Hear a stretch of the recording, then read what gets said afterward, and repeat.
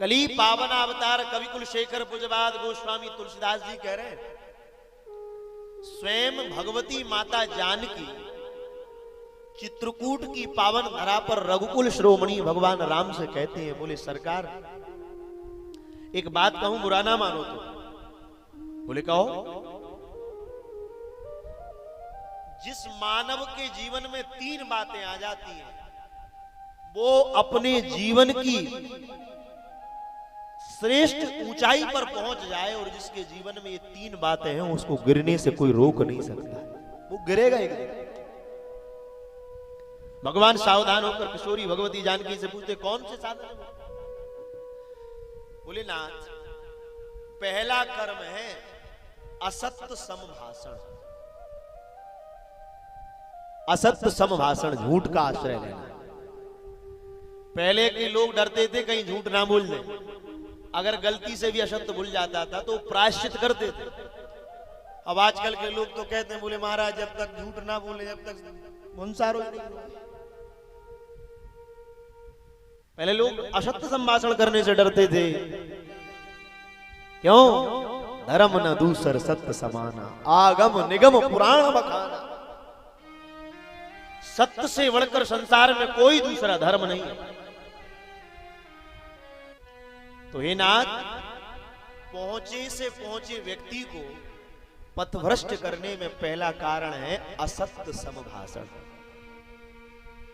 राम जी की ओर जानकी जी देखकर कहती, सरकार ये असत्य संभाषण आपके स्वप्न में भी नहीं आ सकता, आपके स्वप्न में भी नहीं है।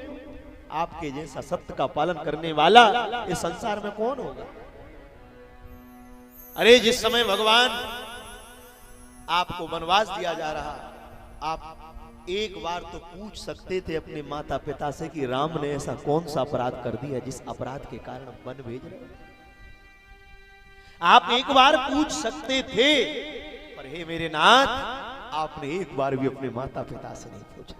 वल्कल वस्त्रों को धारण करके आप दंड का रण की ओर चले आए।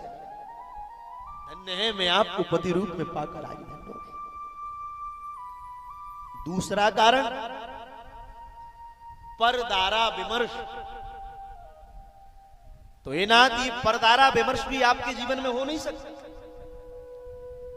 आपने जगत की प्रत्येक नारी में, जानकी के अतिरिक्त जगत की प्रत्येक नारी में या तो कैकेयी का दर्शन किया है, या कौशल्या का, या सुमित्रा का।